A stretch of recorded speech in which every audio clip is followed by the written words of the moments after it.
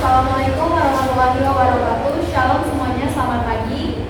Kami dari kelompok 10 akan mempresentasikan hasil diskusi kami.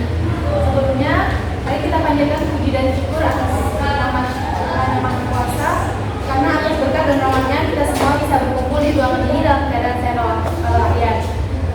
Kami juga berterima kasih kepada Dr. Indah Riciani MSI selaku dosen pengampu mata kuliah pembangunan sosial dan juga kepada teman-teman sekalian yang saya banggakan. Sebelum memulai presentasi pada pagi hari ini, perkenalkan saya bersama rekan-rekan saya. Saya Pamela Anderson Yehuda dengan NIM E10212311034 sebagai moderator sekaligus pemateri keempat. Dan saya Mariana Tri dengan NIM E10212311023 sebagai pemateri pertama. Saya Yohana dengan NIM E101231019 sebagai pemateri kedua, dan di samping saya Urais Zulaika dengan NIM E102123024 sebagai pemateri ketiga. Baik, untuk mempersingkat waktu, langsung saja kita ke presentasi pertama. Yang masuk ke materi pertama yaitu perencanaan sosial, hak-hak dan pembangunan sosial. Dalam pembangunan sosial, mempraktikkan strategi, maka perencanaan sosial dikaitkan dengan perencanaan pembangunan ekonomi nasional di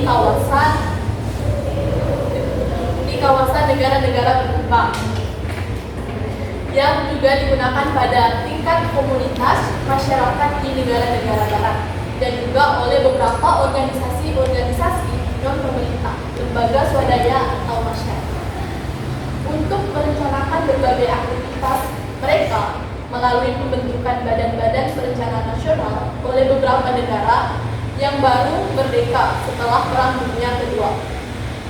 Perencanaan sosial diperkenalkan untuk memperluas fokus utama dari prioritas ekonomi. Di sini perencanaan sosial memiliki fokus makro, yaitu fokus yang besar. Contohnya dari perencanaan ekonomi, pembangunan dan sosial. Lanjut. Kedua, evolusi historik dari perencanaan sosial.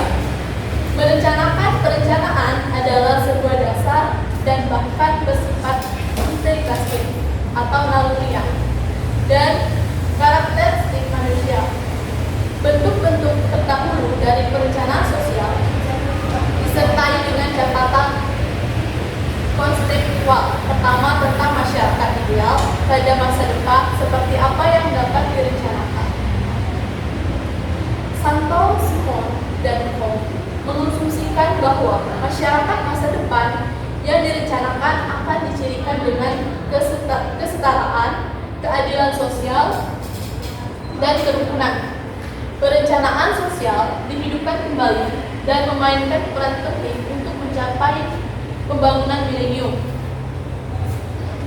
yaitu pembangunan milenium yaitu memberantas kemiskinan atau kelaparan, mencapai pendidikan untuk mendorong kesetaraan gender dan pemberdayaan perempuan. Oke, lanjut dengan materi kedua.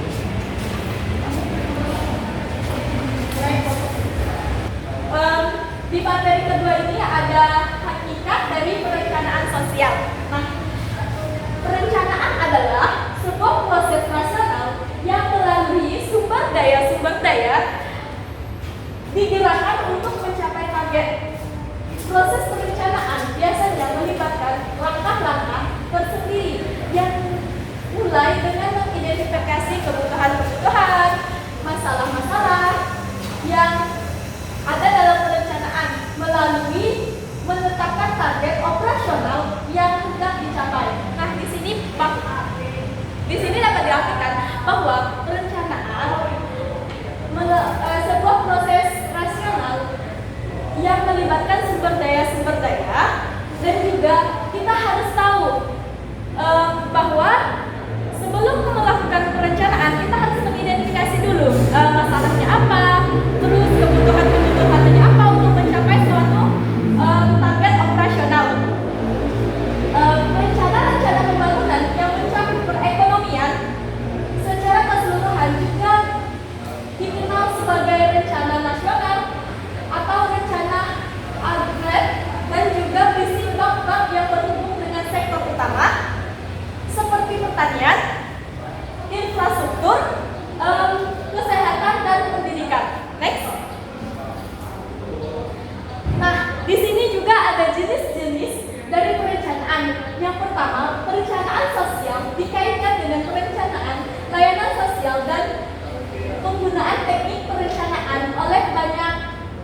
Yang Proksa, pemerintah yang menetapkan target dan mengalokasikan anggaran sumber daya manusia dan sumber daya lain. Kedua, perencanaan nasional diasosiasikan dengan organisasi masyarakat, kebanyakan di negara-negara barat. Perencanaan sosial dikaitkan langsung dengan perencanaan pembangunan di kawasan selatan global. Yang pertama, perencanaan sosial dikaitkan dengan perencanaan layanan sosial dan penggunaan teknik perencanaan oleh banyak birokrasi pemerintah yang menetapkan target. Nah, sebagai contohnya, di sini perencanaan sosial maksudnya adalah dikaitkan dengan anggaran, sumber daya manusia, dan sumber daya lain. Kita harus mentargetkannya. Kedua, perencanaan sosial diasosiasikan dengan organisasi masyarakat kebanyakan di negara barat. Nah, bahwa perencanaan sosial diasosiasikan dengan banyak organisasi di negara barat seperti contoh di Amerika Serikat. Itu banyak tuh tentang perencanaan yang diasosiasikan di sana. Selanjutnya ada perencanaan sosial dikaitkan langsung dengan perencanaan pembangunan di kawasan selatan global. Perencanaan ini juga dikaitkan di sana tuh karena di kawasan selatan global itu banyak perencanaan pembangunan di sana.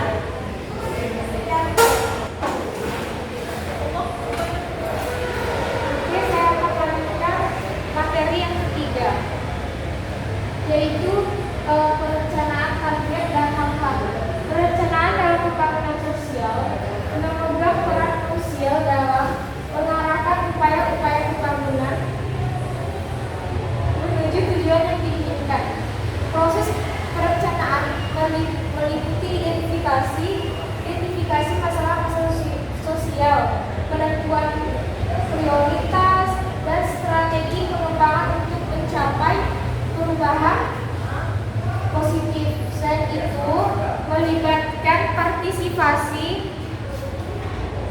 aktif masyarakat dalam perencanaan dapat meningkatkan kelanjutan program pembangunan tersebut karena melibatkan pemangku kepentingan secara langsung. Penetapan target yang jelas menjadi landasan untuk mengukur keberhasilan dalam pembangunan sosial.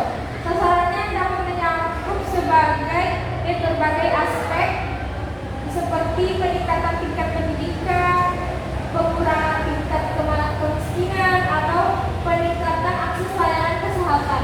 Dengan memiliki target yang spesifik dan terukur, pihak terkait dapat menyebarkan dampak kebijakan atau program yang telah diimplementasikan sehingga memberikan penyesuaian dan perbaikan yang diperlukan.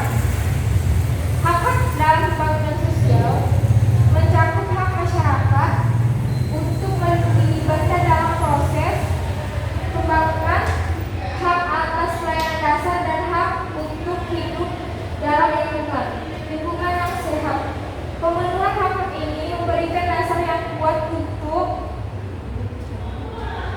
pembangunan yang inklusif dan berkelanjutan, di mana keadilan sosial menjadi fokus utama. Oleh karena itu, upaya pembangunan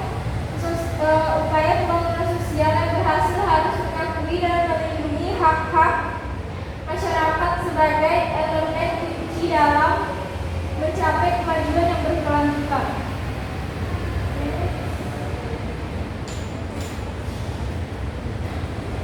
Baik, untuk materi yang terakhir ini tentang permasalahan dan masa depan perencanaan sosial, di mana perencanaan diakui dengan baik pada masa pasca peristiwa Perang Dunia II, saat perannya diakui dalam mengalokasikan sumber daya untuk tujuan ekonomi dan sosial. Seperti yang telah dicatat sebelumnya, perencanaan juga dipandang secara positif oleh pemimpin kaum nasionalis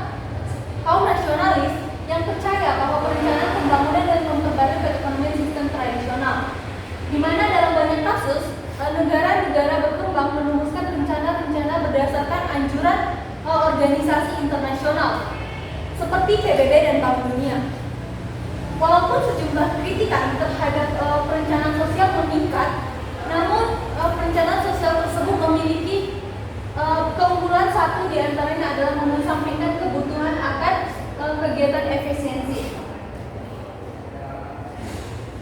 Walaupun perencanaan ini sudah dilakukan, namun ada beberapa catatan akademisi yang memiliki keuntungan dan juga keterbatasan seperti perdebatan antara Hayek dan Mises, di mana di satu sisi, dan perdebatan antara Lane dan Lerner di satu sisi lainnya. Jika Lane dan Lerner menerapkan bahwa pentingnya peran perencanaan bagi efisiensi ekonomi dengan tujuan-tujuan untuk menyejahterakan masyarakat dan juga sebagai sumber daya, maka Hayek dan Mises berpendapat bahwa perencanaan dalam inherent atau melekat ini tidak pantas atau tidak baik. Nah, para pendukung perencanaan menolak pernyataan yang menyatakan bahwa pasar adalah sarana yang paling efektif untuk meningkatkan standar hidup pasar, memainkan peranan nyata dalam pembangunan ekonomi, tetapi bukan satu-satunya cara untuk mencapai kemakmuran. Seperti yang dinyatakan pada bagian awal buku, bahwa pendekatan yang berpusat pada pasar tidak mungkin menyelesaikan permasalahan dari pembangunan yang kesimpangan yang membutuhkan kebijakan perencanaan sosial.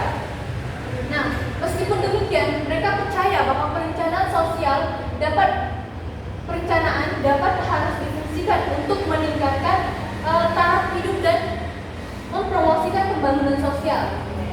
Perencanaan tidak sejalan dengan demokrasi dan lagi pula menjadi subjek dari pengenalan demokratis. Teknik-teknik yang meningkatkan partisipasi masyarakat dalam proses perencanaan mulai digunakan secara luas. Walaupun perencanaan bukan obat mutiara, tetapi perencanaan adalah sebuah strategi praktis pembangunan sosial efektif yang dapat digunakan oleh pemerintah di dunia dalam mencapai tujuan-tujuan pembangunan sosial. Baik, sekian dari hasil presentasi dari kelompok kami. Jika ada kesalahan mohon dimaafkan. Selamat pagi dan